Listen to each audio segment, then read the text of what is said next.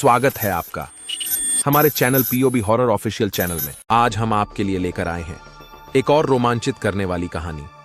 इस कहानी में आपको सुनने मिलेगा कैसे तंत्र मंत्र का उपयोग करके एक महाभैरवी एक मृत शरीर को पुनः जीवित कर देती है।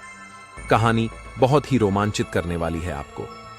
इस कहानी का नाम है शमशान की भैरवी और इस कहानी के लेखक है पंडित श्री अरुण कुमार शर्मा जी। कहानी स्टार्ट करने से पहले हम आपसे बस इतना कहना चाहते हैं, अगर आप हमारे चैनल पर नए हैं तो सब्सक्राइब करना नहीं भूलना, जिससे आप हमारी आने वाली कहानियों से जुड़े रहे। आप अपने ईयरफोन हेडफोन लगा लीजिए, चलते हैं आज की कहानी की ओर।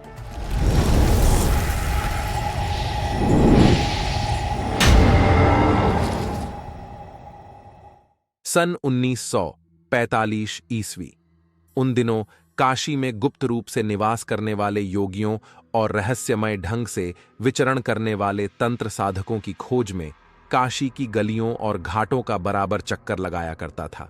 अब तक इस प्रकार के जितने योगी और तांत्रिकों के संपर्क और सान्निध्य में आया था, उन सभी ने मेरे मन में योग तांत्रिक विधाओं के प्रति असीम कौतूहल और जिज्ञासा का भाव उत्पन्न कर दिया था, और मैं उसके फलस्वरूप योग तंत्र के तमाम गूढ़ गोपनीय विधाओं को जानने समझने के लिए व्याकुल हो उठा था।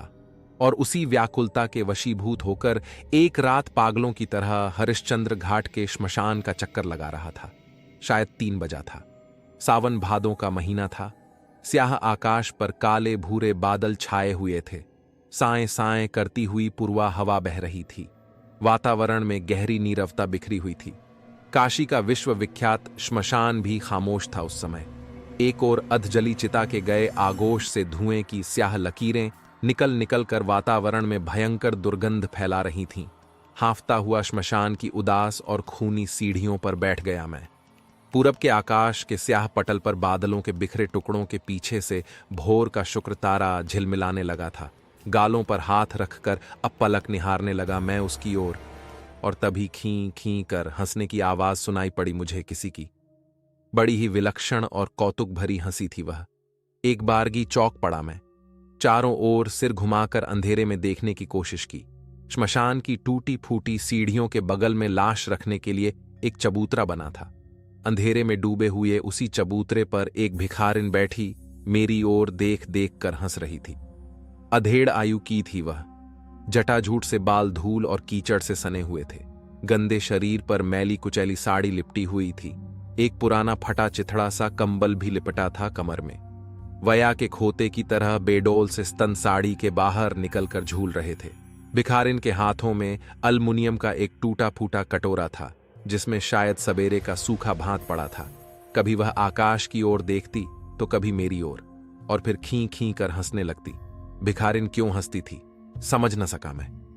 तभी राम नाम सत्य है की आवाज उस नीरवता में गूंज उठी। कोई मुर्दा आ रहा था। कंबल और कटोरा जमीन पर फेंक कर भिखारिन अचानक दौड़ पड़ी मुर्दे की ओर, और जब मुर्दे को श्मशान में रखा गया तो उसके पास खड़ी होकर नाचने लगी प्रसन्न मुद्रा में वह। लोगों ने उसे भगाना चाहा, लेकिन वह नाचती ही रही बराबर। बड़ा ही अजीब दृश्य था। मैं जब उठकर चलने लगा तो भिखारिन आकर मेरे सामने खड़ी हो गई और उसी प्रकार विचित्र ढंग से हंसती हुई बोली, समझती थी कि मैं ही एक पागल हूं, पर तू तो मुझसे भी बढ़कर पागल निकल रहे। और तभी दुर्गंध का तेज भभका न जाने किधर से आकर मेरे चारों ओर बिखर गया। निश्चय ही वह भयानक दुर्गंध भिखारिन के मटमैले गंदे शरीर और गंदे कपड़ों से निकली थी। और उसी के साथ पास ही कहीं कोई मरियल कुत्ता भी रो पड़ा, एक बारगी छींक कर। मुझसे रुका न गया वहां। जल्दी जल्दी सीढ़ियां चढ़कर ऊपर आ गया मैं। भिखारिन फिर हंस पड़ी खी खी कर। मैंने एक बार सिर घुमाकर उसको ओर देखा और फिर आगे बढ़ गया। मन न जाने कैसा हो गया था मेरा। लगातार कई दिनों तक उस भिखारिन का रूप थिरकता रहा मानस पटल पर। काशी के प्रसिद्ध योगी श्यामाचरण लाहिड़ी की शिष्य परंपरा के भूपेंद्रनाथ सान्याल उन दिनों हरिश्चंद्र घाट के ऊपर अपने नए निवास स्थान में रहते थे। भूपेंद्रनाथ सान्याल भी उच्च कोटि के योगी और तंत्र साधक थे। मैं प्रायः अपनी जिज्ञासाओं को लेकर उनसे मिला करता था। वे मेरी जिज्ञासाओं का शमन भी करते और साथ ही मेरा साधना मार्ग में पथ प्रदर्शन भी। उनकी मुझ पर विशेष कृपा थी। एक दिन जब सान्याल महाशय के यहां गया तो प्रसंगवश उस रहस्यमयी भिखारिन की चर्चा की मैंने उनसे। मेरी बात सुनकर सान्याल महाशय पहले तो मुस्कराए, फिर सहसा गंभीर हो गई उनकी मुख मुद्रा। क्यों मुस्कराए और फिर क्यों गंभीर हो गए वह समझ न सका मैं। भौचक्का सा देखता रह गया मैं उनका मुंह। कुछ क्षण बाद वे गंभीर स्वर में बोले, जो भिखारिन तुमको श्मशान में मिली थी, जानते हो कौन थी वह? क्या जवाब देता मैं तो एक दुर्गंधमयी, मैली, कुचैली, पागल सी भिखारिन से मिला था, जो मुझे भी पागल समझ बैठी थी और बेढंगेपन से खीं खीं कर हंस पड़ी थी। वह पागल भिखारिन नहीं, उच्च कोटि की तांत्रिक भैरवी है वह। सान्याल महाशय ने कहा। रे, क्या कहा आपने? चौंक कर बोला मैं। वह तांत्रिक भैरवी है? हां, अति उच्च कोटि की श्मशान साधिका है वह। उसकी आयु कितनी है कोई नहीं बतला सकता, मैं भी नहीं जानता। सान्याल महाशय बोले, किसी रियासत की राजकुमारी थी वह, नाम है स्वर्णा। बड़ी ही सुंदर और आकर्षक थी स्वर्णा, और जब वह 16 वर्ष की हुई तो उसका यौवन गुलाब के फूल की तरह खिल उठा और उसकी सुगंध चारों ओर धीरे धीरे फैलने लगी। उस रियासत के राजतांत्रिक थे राजेश्वरानंद अवधूत। अवधूत महाशय को भी वह सुगंध लगी। उन्होंने स्वर्णा की रूप शिखा को देखा तो बस देखते ही रह गए। उन्हें अपनी तांत्रिक साधना के लिए किसी योग्य भैरवी की आवश्यकता थी। जब उन्होंने स्वर्णा को देखा तो तुरंत उसे अपनी भैरवी बनाने का निर्णय मन ही मन कर लिया। रियासत के महाराज पर राजेश्वरानंद अवधूत का पूरा प्रभाव था। जब उन्होंने महाराज से अपने मन की बात बतलाई तो वे इनकार न कर सके। तंत्र की सबसे ऊंची साधना है कुंडलिनी साधना। सान्याल महाशय थोड़ा रुककर आगे बतलाने लगे, लेकिन बिना भैरवी के सहयोग से कुंडलिनी का न जागरण होता है और न तो दुर्लभ सिद्धियां ही प्राप्त होती है। अवधूत महाशय अपनी कुंडलिनी जागृत कर दुर्लभ सिद्धियों के स्वामी बनाना चाहते थे। सहयोगिनी के रूप में अक्षत यौवना, सर्वगुण संपन्न और सर्वलक्षण युक्त स्वर्णा जैसी भैरवी भला कहां मिलती उन्हें। राजमहल के एक गोपनीय स्थान में साधना प्रकोष्ठ का निर्माण किया गया और उसी प्रकोष्ठ में दीपावली की महानिशा बेला में स्वर्णा को भैरवी की रहस्यमयी दीक्षा दी और अपनी भैरवी बना लिया तांत्रिक ने।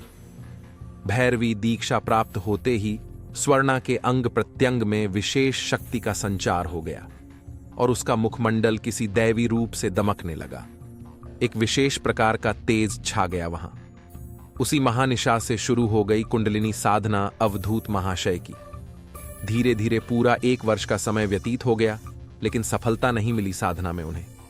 पर स्वर्णा सफल हो गई। बिना किसी विशेष क्रिया के उसकी कुंडलिनी जागृत हो गई एकाएक। हाथ मलते रह गए अवधूत महाशय। कुंडलिनी जागरण से प्राप्त सिद्धियों के बल पर साधक एक विशेष सीमा तक मानवेतर शक्ति संपन्न हो जाता है। वह असंभव से असंभव कार्य कर सकता है। उसके लिए प्रकृति की तमाम मर्यादाएं टूट जाती हैं। शक्ति की प्रखरता से स्वर्णा का अंग प्रत्यंग उद्भासित हो उठा और उद्भासित हो उठा उसका मन और प्राण भी। अब उसे स्वीकार नहीं था अपने गुरु का नियंत्रण। एक दिन उनके अधिकार से मुक्त होकर हमेशा हमेशा के लिए निकल पड़ी। सुना है कि उसने दीर्घकाल तक हिमालय की किसी गिरी गुहा में रहकर तंत्र की विलक्षण साधना भी की थी। स्वर्णा कब और क्यों काशी आई ये तो मैं नहीं जानता, सान्याल महाशय अंत में बोले, लेकिन मैंने उसके कई चमत्कार और उसकी कई सिद्धियां अवश्य देखी है। वह कहां रहती है यह भी मुझे नहीं मालूम। मैंने हमेशा उसे काशी और आसपास के श्मशानों में विचरण करते हुए देखा है। सचमुच वह एक मानवेतर शक्ति संपन्न श्मशान भैरवी है। इतना कहकर सान्याल महाशय मौन साध गए, मगर मेरा मन उद्घांत हो गया। तुरंत उसी समय भागा भागा पहुंचा मैं श्मशान में। सांझ का समय था। 3-4 चिताएं जल रही थीं, 2-3 लाशें रखी थीं। मुर्दों के साथ आए हुए लोगों की भीड़ काफी थी। मैंने चारों ओर बहुत खोजा, लेकिन वह भिखारिन नहीं मिली मुझे। हताश निराश लौट आया। धीरे धीरे 3-4 महीने का समय व्यतीत हो गया। मैं रोज जाता श्मशान में, पर उसका दर्शन न होता मुझे। समझ में नहीं आया कि कहां चली गई वह। एक दिन मैं अपने मित्र के साथ पिक्चर देखने गया था। शांताराम की कोई फिल्म लगी थी नावेल्टी टॉकीज में। काफी भीड़ थी, टिकट मिलना मुश्किल था। मैं खड़ा सोच रहा था कि क्या किया जाए। तभी मेरी नजर एक असाधारण प्रौढ़ा स्त्री पर पड़ी। उसके व्यक्तित्व ने ही मुझे आकर्षित किया था। लगभग 40-45 की उम्र रही होगी उसकी, मगर फिर भी शरीर सुगठित और यौवन की मादकता से भरा हुआ था। दूध में आलता मिला देने से जो रंग बनता है, वैसा ही था उस प्रौढ़ा के शरीर का रंग। हल्के गुलाबी रंग की रेशमी साड़ी पहने थी वह। बाल भी काफी घने और काले थे। महाराष्ट्रियन स्त्रियों की तरह बालों में छंपा और जूही की वेणी थी। गले में सोने का जड़ा हार और गोरी गोरी कलाइयों में सोने की चूड़ियां थीं। कीमती कश्मीरी शाल लपेटे थी वह अपने कमर के इर्द गिर्द। मांग में सिंदूर की लाल रेखा और मस्तक पर गोल टीका दप दप कर जल रहा था। चेहरे पर एक विलक्षण तेज था। आंखें भी साधारण नहीं थीं। वहां भी विचित्र किस्म का आकर्षण था। स्थिरता थी, गहराई थी और थी असीम करुणा। यह थी उस प्रौढ़ स्त्री की वेशभूषा और था उसका रूप रंग। वह भीड़ में निश्चिंत होकर खड़ी थी और आंखें घुमाकर चारों तरफ देख रही थी। निश्चय ही वह किसी संपन्न और अभिजात्य परिवार की स्त्री थी, इसमें संदेह नहीं। लेकिन जब मैं निराश होकर अपने मित्र के साथ वापस लौटने लगा तो वह अपरिचित प्रौढ़ा मुस्कुराती हुई धीरे धीरे चलकर मेरे करीब आई और जरा सा हंसकर बोली, टिकट नहीं मिला क्या? लो, ये टिकट हैं। और बालकनी का 2 टिकट बढ़ा दिया उसने मेरी ओर। एक अपरिचित महिला का इस प्रकार प्रश्न करना, फिर बिना मांगे टिकट भी देना, आश्चर्यजनक और कौतूहल भरा लगा मुझे। हकबकाकर बोला, मैं तो आपको जानता नहीं। कौन है आप? टिकट क्यों दे रही हैं मुझे? मेरे प्रश्नों को सुनकर एक बारगी हो हाकर हंसने लगी वह महिला। दांतों तले पान का बीड़ा बाहर निकलते रह गया। मगही पान के रस में डूबी हुई उसकी वह हंसी बड़ी ही मधुर लगी मुझे। उसी मुद्रा में और पान के रस में भींगे स्वर में बोली, वह अरे तूने मुझे नहीं पहचाना, मैं हूं स्वर्णा, श्मशान की वही पगली भिखारिन जो उस रात तुमको मिली थी। यह सुनकर एक बारगी चौंक पड़ा मैं।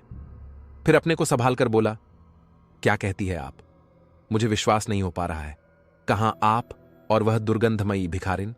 यह सुनकर उस महिला ने जवाब तो नहीं दिया उस समय, मगर एक क्षण के लिए, हां सिर्फ एक क्षण के लिए मैंने जो कुछ देखा उसने मुझे एक बारगी स्तब्ध और रोमांचित कर दिया।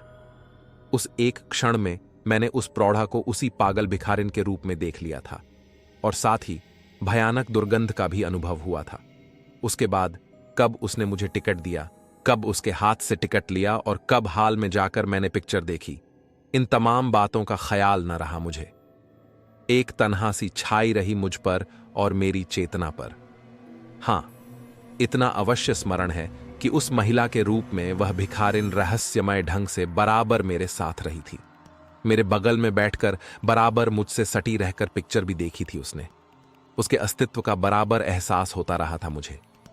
शो खत्म हो गया। उस समय रात के 9 बज चुके थे। दिसंबर का महीना था। जब बाहर निकला तो देखा वह भी मेरे साथ थी और सटकर मुझसे चल रही थी। मेरे मित्र महोदय भी थे। उनके मन में मेरे प्रति कुछ गलत भाव पैदा हो चुका था, लेकिन उसे वह व्यक्त नहीं कर पा रहे थे। सहसा उसने मेरे कानों में फुसफुसाकर कहा, शराब पिलाएगा? शराब? क्या आप शराब पिएगी? चौंक कर बोला मैं।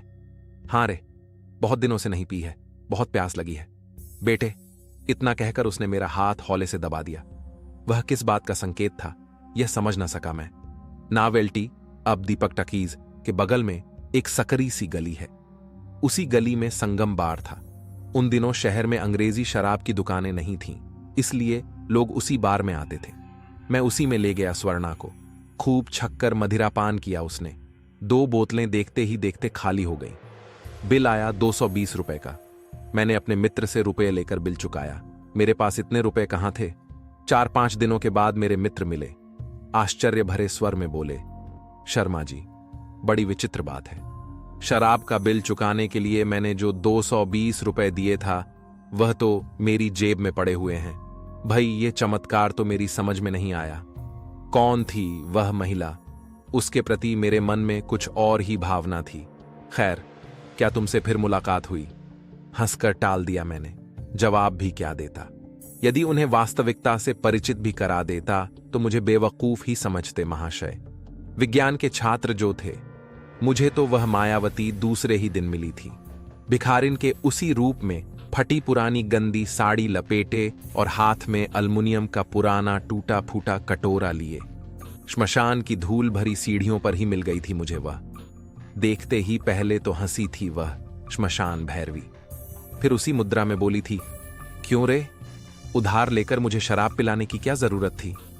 मैं सब जानती हूं, तेरे पास तो पढ़ने लिखने के लिए भी पैसे नहीं है। सच ही कहा था उसने। उस समय कॉलेज की फीस और पुस्तकों के लिए काफी परेशान था मैं, मगर मेरी समस्या वह कैसे जान गई? आश्चर्य हुआ मुझे, और उस समय तो और अधिक आश्चर्य और अधिक विस्मय हुआ था मुझे जब घर वापस लौटने पर बिस्तर के नीचे 100 रुपए के साथ नोट पड़े मिले थे। उस जमाने में 700 रुपए की कीमत 7,000 के बराबर थी। उस महासाधिका के प्रति मन ही मन कृतज्ञ हो उठा मैं। आंखों में आंसू आ गए, असीम श्रद्धा से नत हो गई मेरी आत्मा। उसी दिन सान्याल महाशय से मिला और उन्हें उस महाभैरवी की सारी बातें सुनाईं और बतलाएं सारी चमत्कारपूर्ण घटनाएं भी। सब कुछ सुनने के बाद बोले, वह तुमको तो बतला ही चुका हूं कि उच्च कोटि की तंत्र साधिका और श्मशान भैरवी है स्वर्णा। कुंडलिनी महाशक्ति जागृत है, उसी के उत्ताप को सहन करने के लिए इतना मदिरा पान करती है वह। जागृत और ऊर्ध्वमुख कुंडलिनी शक्ति के उत्ताप और गहन उष्मा को दबाने के लिए ही उच्च कोटि के तंत्र साधक गण मदिरा पान किया करते हैं। कुंडलिनी के कारण ही मानवेतर शक्ति प्राप्त है स्वर्णा को। वह असंभव से असंभव कार्य कर सकती है। उसके लिए इस प्रकार का चमत्कार मामूली बात है, इसमें किसी प्रकार का आश्चर्य नहीं। सान्याल महाशय का कथन पूर्ण सत्य था, इसमें संदेह नहीं। सचमुच मानवेतर शक्ति संपन्न थी वह श्मशान भैरवी। मेरे उसी मित्र की नई नई शादी हुई थी। पत्नी का नाम था सविता। सविता पढ़ी लिखी और काफी सुंदर युवती थी। पति पत्नी दोनों अपने दाम्पत्य जीवन से प्रसन्न और संतुष्ट थे, लेकिन दुर्भाग्यवश एक दिन सविता की हालत अचानक बिगड़ गई। डॉक्टरों को रोग का पता न चला, लेकिन फिर भी अपनी समझ से बराबर दवा देते रहे। अंत में सविता मरणासन्न की स्थिति में पहुंच गई। घर परिवार में कोहराम मच गया, मगर जो होना था वह हुआ। सभी को रोता कलपता छोड़कर इस संसार से विदा हो गई सविता। आवश्यक कर्म के बाद यथा समय लाश को लोग श्मशान में ले गए। मैं भी था सविता की शव यात्रा में। सांझ की स्याह कालिमा बिखर चुकी थी। श्मशान में गहरी खामोशी छाई हुई थी। 2-3 मरियल से कुत्ते एक ओर बैठे ऊँघ रहे थे। घाट के किनारे पानी में डोम की लड़कियां अधजले कोयले बीन रही थीं। सविता की लाश को एक तरफ रख दिया गया। चित्ता की तैयारी शुरू हो गई और तभी मेरी नजर पड़ी स्वर्णा पर। श्मशान के बगल में काली घाट की टूटी फूटी सीढ़ियों पर बैठी आकाश की ओर शून्य में ताक रही थी निर्विकार भाव से। धीरे धीरे चलकर मैं उसके करीब पहुंचा। मुझे देखकर चौंक पड़ी वह। फिर बोली, इस वक्त कैसे यहां आना हुआ रे? मैंने सारी बातें बतलाई और अंत में कहा, बड़ी ही अच्छे स्वभाव की थी सविता। उसकी असामयिक मृत्यु के आघात को कैसे सहन करेगा मेरा मित्र? यह सुनकर वह तमक कर बोली, धत, वह कैसी बेवकूफी की बात करते हो? कहां मरी है सविता? वह तो जीवित है। उसके घर वाले पागल हैं, तभी तो जिंदा लाश ले आए हैं जलाने के लिए श्मशान में। मैंने समझाते हुए कहा, नहीं, आपका भ्रम है। सविता मर गई है। डॉक्टरों ने उसकी मृत्यु का प्रमाण पत्र भी दे दिया है। अब तो उसके शव को चिता पर रखने की तैयारी की जा रही है। तुम सब पागल हो, बेवकूफ हो, इसमें शक नहीं। फिर एक बारगी चीख कर बोले, अरे मूर्ख, वह जीवित है, उसे घर वापस ले जा। इतना कहकर लगभग दौड़ती हुई सविता की लाश के पास पहुंच गई वह और अपने हाथों से कफन फाड़कर लाश को नग्न कर दिया उसने। एक विचित्र वातावरण पैदा हो गया श्मशान में। भीड़ लग गई। जिद करने लगी स्वर्णा, लाश को किसी भी हालत में जलने न देगी वह। अगर जोर जबरदस्ती की जाएगी तो वह स्वयं चिता में कूदकर अपनी जान दे देगी। बड़ी भारी समस्या खड़ी हो गई। चिता पर शव रखा जा चुका था, केवल आग देना रह गया था। स्वर्णा को, मुझे और मेरे मित्र को छोड़कर काफी लोग उसे श्मशान की भिखारिन ही समझ रहे थे। अंत में लोग उसे मारने पीटने को तैयार हो गए, मगर वह वहां से हटी नहीं, बराबर अपनी जिद पर अड़ी ही रही। अंत में विवश होकर लाश को घर वापस लाना पड़ा। काशी के श्मशान के इतिहास में यह पहली बार अनहोनी घटना घटी थी। सचमुच बहुत बड़ी आश्चर्यजनक, अविश्वसनीय और विचित्र बात थी वह। सविता के शव को घर लाया गया, यह सोचकर कि उस भिखारिन के शांत हो जाने के बाद शव को पुनः श्मशान में लाकर दाह कर्म कर दिया जाएगा। लाश को मकान के बाहरी कमरे में रख दिया गया। अब मैं अपने को संभाल नहीं पाया। जरा उत्तेजित होकर बोला स्वर्णा से, लाश को तो वापस ले आई, अब बोलिए क्या किया जाए? जिंदा होगी वह? मेरे साथ और लोग भी उत्तेजित हो उठे थे। सभी की आंखें घूर रही थीं उस मैली कुचैली भिखारिन को। भिखारिन कुछ देर तक निर्विकार खड़ी रही लाश के पास, फिर एकाएक चीख कर बोली, सभी को कमरे के बाहर निकाल दे, बस तू रहेगा और तेरा साथी। एक एक कर सभी लोग कमरे के बाहर निकल गए, पर सभी के मन में जिज्ञासा, कौतूहल और आश्चर्य का मिला जुला भाव था। आखिर कौन सा चमत्कार करेगी वह पागल भिखारिन? क्या सचमुच जीवित कर देगी 8-9 घंटे से मृत सविता को? शायद सभी के मन में यही विचार उथल पुथल कर रहा था। वैसे मैंने स्वर्णा के कई चमत्कारों को देखा था, मगर उस समय मुझे भी इस बात का विश्वास नहीं हो पा रहा था कि वह लाश को पुनर्जीवित कर देगी। लेकिन इस धारणा के साथ साथ मेरा अंतर्मन उसकी मानवेतर शक्ति पर भी विश्वास कर रहा था, जिसके आधार पर मैं यह कल्पना करने लगा था कि यदि सविता पुनर्जीवित हो गई तो सचमुच एक अनहोनी घटना होगी। वह विज्ञान के लिए भी एक मौलिक चुनौती सिद्ध होगी। वह काश ऐसा संभव हो जाता। सविता की नग्न लाश के सिरहाने कुछ देर तक ध्यान की मुद्रा में बैठी रही स्वर्णा। फिर इशारे से हम दोनों को भी बाहर चले जाने के लिए कहा उसने। कमरे से बाहर निकलकर दरवाजा बंद कर दिया मैंने। भीतर अब रह गई थी स्वर्णा और सविता की निश्चेष्ट लाश। उस समय रात के 10 बज रहे थे। पूरे मकान में श्मशान जैसी खामोशी छाई हुई थी। समय धीरे धीरे गुजर रहा था। मेरे मित्र के परिवार के लोग आंगन में मुंह लटकाए, सिर झुकाए बैठे हुए थे। तभी टन टन कर कहीं 12 का घंटा बजा और उसी के साथ कमरे का दरवाजा धड़ से खुला और स्वर्णा लगभग चिल्लाती हुई बाहर निकली, ले संभाल, बुला किसी डॉक्टर वैद्य को। अब मैं चली, मेरा काम हो गया, अब मैं नहीं रुकूंगी यहां। ये सुनकर सभी लोग एक बारगी स्तब्ध रह गए। मैं भी हतप्रभ सा हो गया। लपक कर मैं ही पहुंचा भीतर। देखा, सचमुच सविता की निर्जीव काया में प्राण का संचार हो गया था। उसकी सांसें धीरे धीरे चल रही थीं। तुरंत डॉक्टर को बुलाया गया। हम लोगों से अधिक वह आश्चर्यचकित था, क्योंकि उसी ने मृत्यु का प्रमाण पत्र दिया था। आश्चर्य के अलावा उसे इस बात का भी भय था कि कहीं उस पर कानूनी कार्रवाई न की जाए।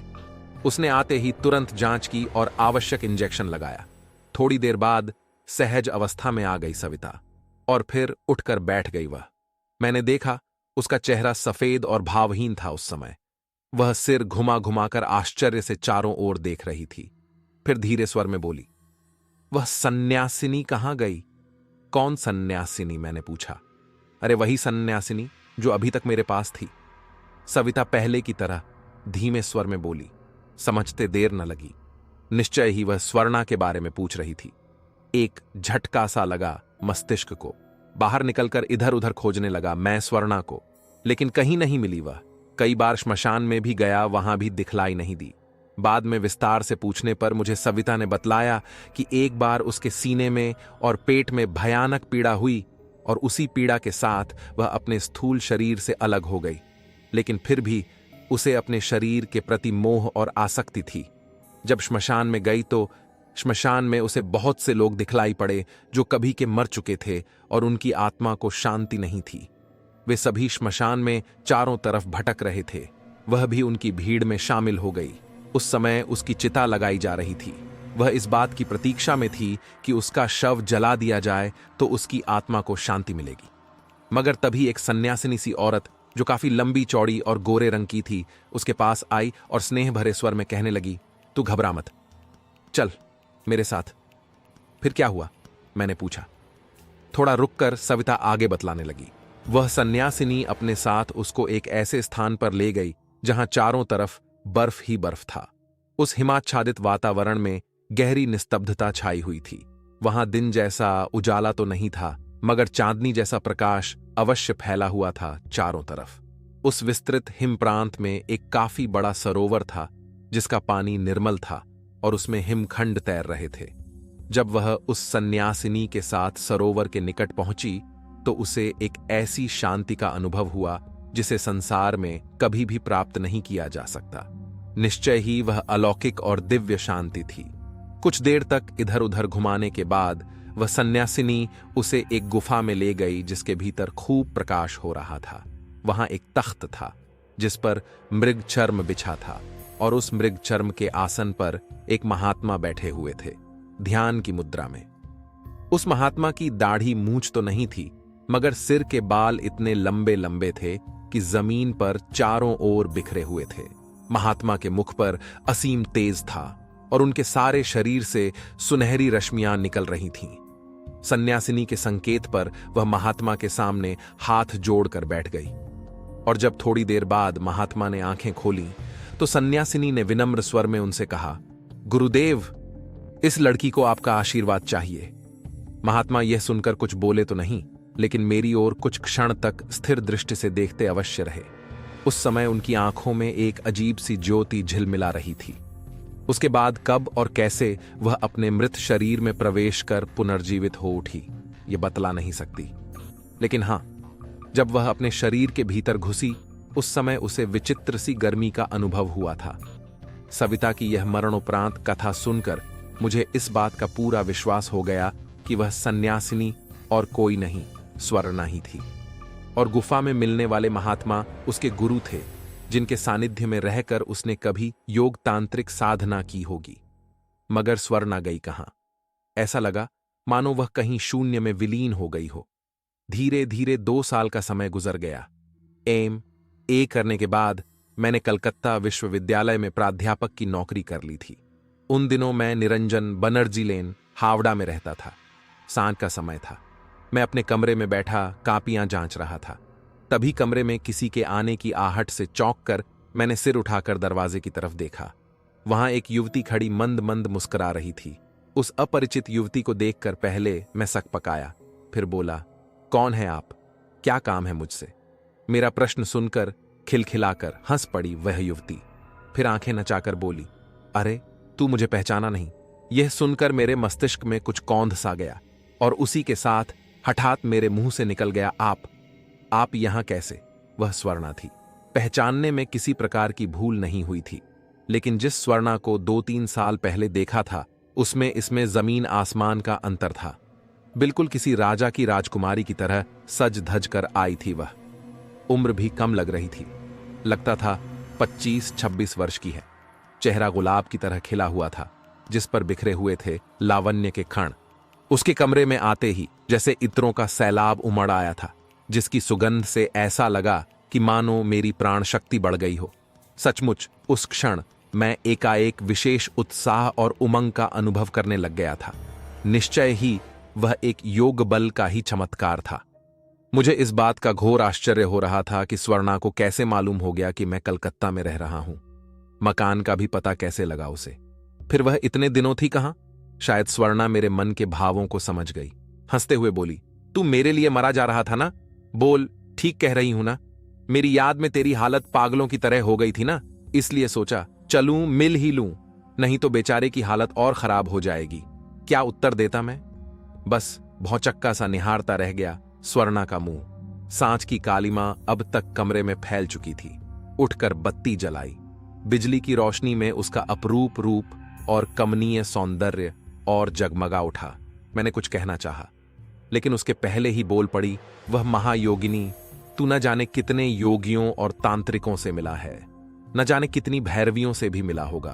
उन सब की स्मृतियां तेरे पास हैं। सोचा, चलो मैं भी तेरे मस्तिष्क के किसी कोने में स्मृति बनकर हमेशा के लिए रह जाऊं। कभी तो याद करोगे तुम। यह सुनकर विह्वल हो उठा मैं। झुककर चरण छूते हुए भरे गले से बोला, आप मेरी मां हैं। आपकी कृपा और करुणा को क्या कभी मैं विस्मृत कर सकूंगा? यह असंभव है मेरे लिए। सविता को पुनर्जीवित कर आपने योग तंत्र विज्ञान के जिस विकसित और परिष्कृत रूप का परिचय दिया है, उसने मेरी आंखें खोल दी हैं। मुझे चमत्कारों की दुनिया में मत उलझाइए आप। मैं आत्मा के तल पर योग तंत्र की उस आध्यात्मिकता का अनुभव करना चाहता हूं जिसे सच्चे अर्थों में ज्ञान कहते हैं। स्वर्णा मौन साधे मेरी बातें सुनती रही, फिर भारी स्वर में बोली, लेकिन वह ज्ञान अभी तेरे लिए संभव नहीं। अभी तो तेरा योग बाकी है। पहले कर्म द्वारा उस योग का क्षय कर ले, तभी ज्ञान का उज्ज्वल प्रकाश होगा तेरे भीतर। इतना कहकर स्वर्णा ने सहज भाव से अपना बायां हाथ मेरे सिर पर रख दिया। हाथ का स्पर्श होते ही किसी अव्यक्त शक्ति से मेरा सारा शरीर एक बारगी झंझना उठा। रोमांच भी हो आया मुझे, और उस रोमांच के साथ ऐसा लगा कि किसी अपार्थिव सत्ता में प्रवेश कर रहा हूं मैं। निस्संदेह वह अनुभव बड़ा ही विलक्षण और विचित्र था, जिसका वर्णन मैं शब्दों में नहीं कर सकता। निश्चय ही वह कोई अलौकिक जगत था जिसमें प्रवेश कर गया था मैं। मेरी सारी स्मृतियां लुप्त हो गई थीं, केवल अनह का बोध ही शेष रह गया था, और उस बोध में न जाने कहां से इतनी शक्ति आ गई थी कि उस अपार्थिव जगत में इच्छानुसार कहीं भी विचरण कर सकता था। वहां मुझे कोई वस्तु नहीं दिखलाई दी, बस चारों ओर कोहरे जैसा छाया था और फैला हुआ था धवल प्रकाश। मैं कोहरे के बादलों के बीच उस धवल प्रकाश के सैलाब में दूर दूर तक घूमता रहा। वास्तव में मुझे बड़ा ही आनंद आ रहा था भ्रमण में, और जब मैं उस अवर्णनीय आनंद में आकंठ डूबा हुआ था, तभी अचानक झटका सा लगा मुझे, और उसी झटके के साथ मैं अपने पार्थिव शरीर में चैतन्य हो उठा। उस समय ऐसा लगा जैसे कोई व्यक्ति किसी राजमहल से निकलकर झोपड़ी में आ गया हो। मैंने अपनी बोझिल आंखें धीरे धीरे खोली। रात आधी से ज्यादा गुजर चुकी थी। कमरे में निस्तब्धता छाई हुई थी। स्वर्णा वहां नहीं थी। आश्चर्य हुआ मुझे, कहां चली गई वह? बाहर निकलकर चारों ओर खोजा, मगर वह कहीं नहीं मिली मुझे। निराश हताश होकर वापस लौट आया अपने कमरे में, जहां अभी तक बिखरी हुई थी इत्रों की मायावी सुगंध। पूरी तरह नींद नहीं आई, बराबर करवटें बदलता रहा और यह सोचता रहा कि क्यों और किस लिए वह अलौकिक अनुभव कराया था मुझे स्वर्णा ने। फिर बिना मुझे बतलाए, बिना मुझसे कुछ कहे चली कहां गई वह? कहने की आवश्यकता नहीं। इन तमाम घटनाओं को घटित हुए लगभग 40 साल हो रहे हैं, मगर फिर स्वर्णा के दर्शन नहीं हुए मुझे। लेकिन आज भी उस महातंत्र साधिका मायावती योगिनी की तमाम स्मृतियां सुरक्षित हैं मेरे मस्तिष्क में। इतना लंबा अरसा गुजर जाने के बाद भी उस महाभैरवी का रूप मेरे मानस पटल पर छाया हुआ है। जब कभी मैं उसकी स्मृतियों के सागर में डूब जाता हूं, तो ऐसा लगता है कि वह मेरे सामने आकर खड़ी हो गई है और मेरी ओर देखकर मंद मंद मुस्कुरा रही है। दोस्तों, यह कहानी यहां समाप्त हो गई है। आपको यह कहानी कैसी लगी कमेंट करके जरूर बताएं। और हां, मैं आपको बता देना चाहता हूं कि यह कहानी नहीं, यह सत्य कथा है जो पंडित श्री अरुण कुमार शर्मा जी के जीवन में घटित हुई थी। अगर आपको कहानी अच्छी लगी तो वीडियो को लाइक करना ना भूलें, और आप भी हमारी कहानियों से जुड़ना चाहते हैं तो चैनल को सब्सक्राइब जरूर कर लें, जिससे आप हमारी आने वाली कहानियों से जुड़े रहें। मिलते हैं हमारी अगली कहानी में। जब तक आप अपना ख्याल रखें।